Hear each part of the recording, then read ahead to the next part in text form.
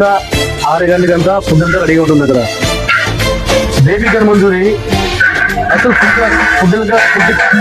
Food colour అసలు మేము baby corn manchurian ఇది ప్యూర్ గా కొట్టిసా.